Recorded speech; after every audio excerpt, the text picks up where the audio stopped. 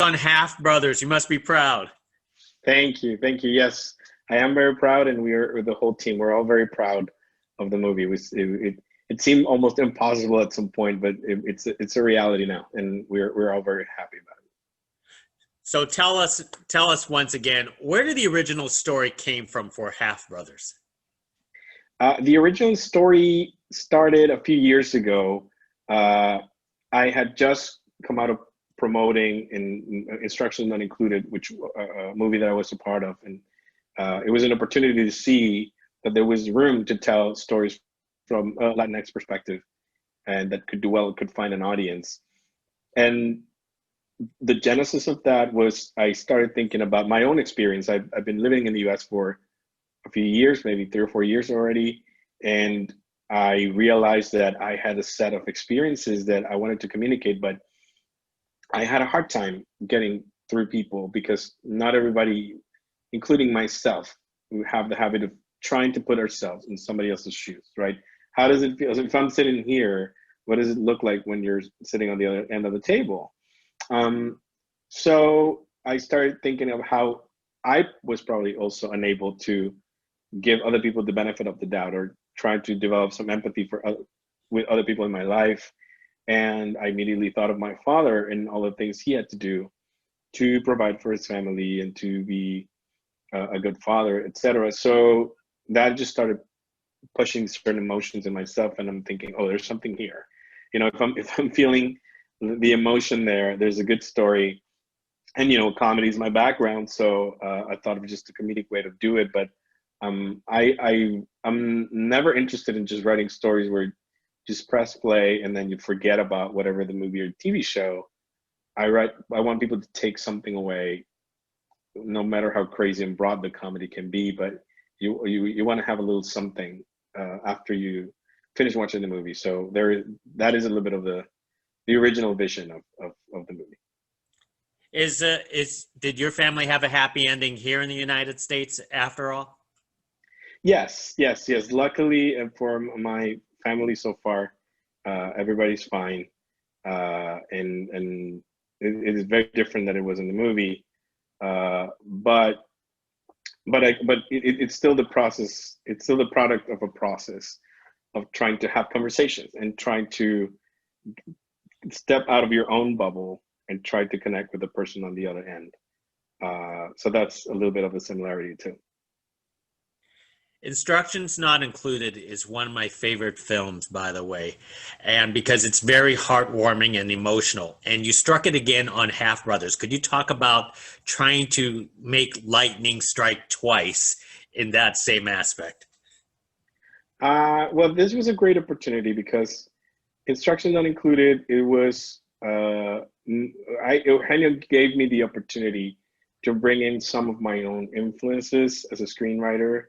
There's a lot of things in that movie that have to do with magic realism. There's a wolf there that you might remember that was part of my own voice, but it was following his vision along with other people who were part of the creative team, and the product is amazing. I almost feel more comfortable with people, giving those compliments because I know it was a bigger team and it was everybody had their own part. But I also, in this case, felt like, well, what about doing a different version with a similar idea of making people laugh, a similar idea of having an experience for everybody in the family to watch and laugh together, but then giving them a little bit in the end where they're going to be moved and just emotionally connected to the movie. So I was able to bring, even though obviously this is also teamwork and this is a director's medium, but as a writer and producer, this gives me also more of a chance to bring a little bit of my own influences. And as a Mexican man growing up in Mexico, I have a lot of magic realism in the movie, a little bit of fantasy, a lot of memory, a lot of exploration of nostalgia, memory, and a lot of love of Mexico too, and the desire to not seeing anymore as this like land of cartels and and this wasteland, but like just portray the beauty that my country has to offer, and we got the opportunity to do that. So that yeah, those were a little bit of the things that I was more interested in that I could do more in this film with instruction. Absolutely. I love the fact that now we're telling stories without, stereotypes. In Hmm. fact, you have the son being a successful entrepreneur in Mexico. You had the father who actually achieved his American dream on the other side of the border. Talk about not, basically being proud of making movies without Mexican stereotypes. Oh yeah, this is an ongoing conversation. I'm very lucky and privileged to be friends with a lot of other creators in the Latinx space here in LA, and we are all still trying to push for more representation, which I know sounds just maybe like a platitude, but the truth is, a lot of the movies are created here. A lot of the TV is written in Los Angeles and in California, a state and a city that are about 50% Latino.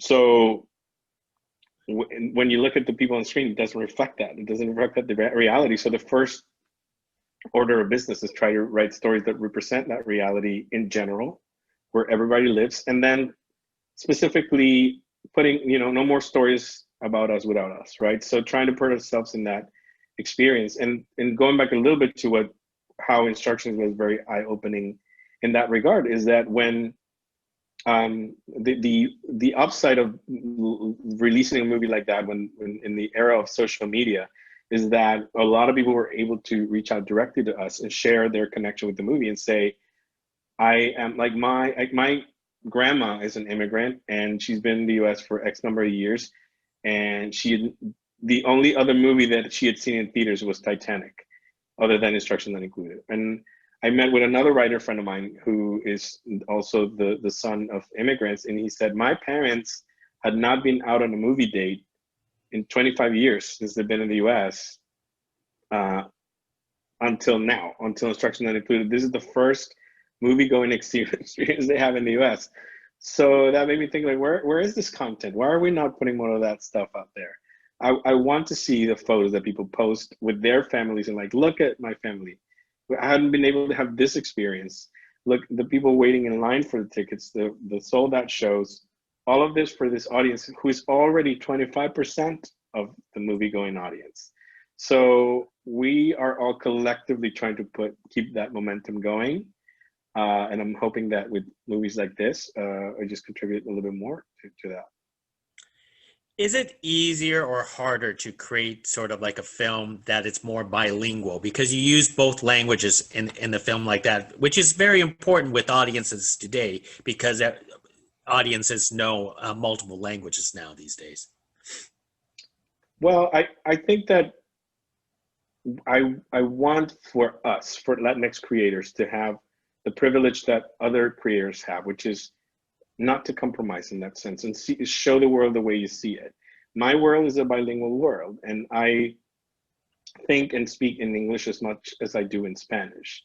So probably the most organic thing for me is to do it both ways, even more so in Spanish. And I co-wrote this script with my writing partner, Jason Schumann, who is a guy born in Michigan and raised in Northern California. So I think the best version of that script would reflect the world that we both live in.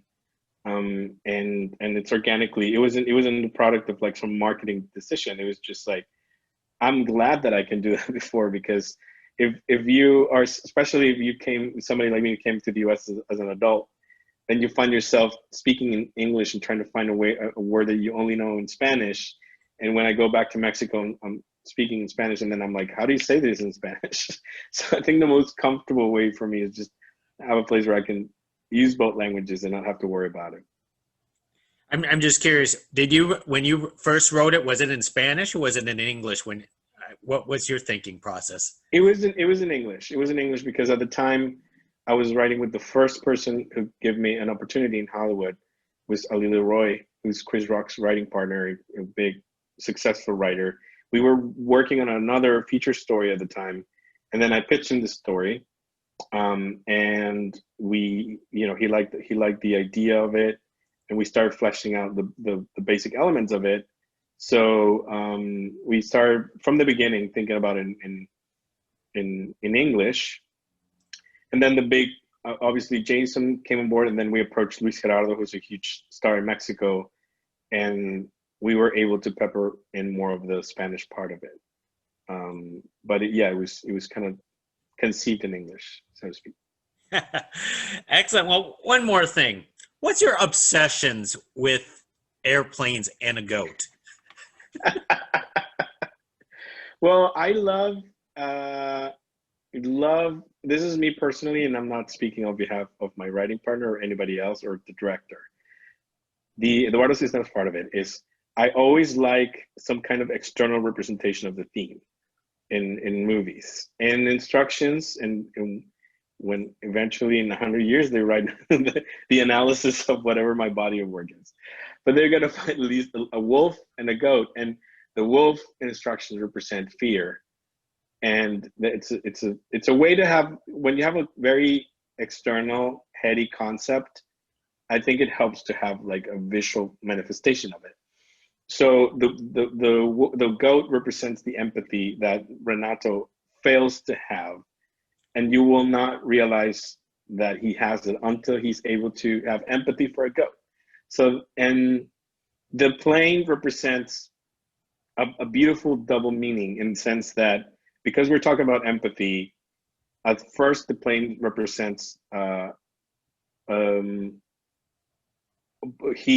Renato's tendency to think that he's above everybody else. He literally likes to look down on people because he has no empathy for people. And then, without giving too much away, you also learn that a plane is a way to connect people and transport people from A to B. And so then it turns into a tool of empathy. Um, so I'm trying to give as much explanation as I can without spoiling some of the surprises that we have in the movie. You know what? It's a beautiful movie. Thank you. Something that will people will be watching over and over again with their families. So, Eduardo, thank you very much for this conversation, and thank you Thanks for to you. writing Half Brothers. Thank you for watching it, and I'm really glad you're enjoying it, and I hope that you get to watch it a few more times too. Thank you.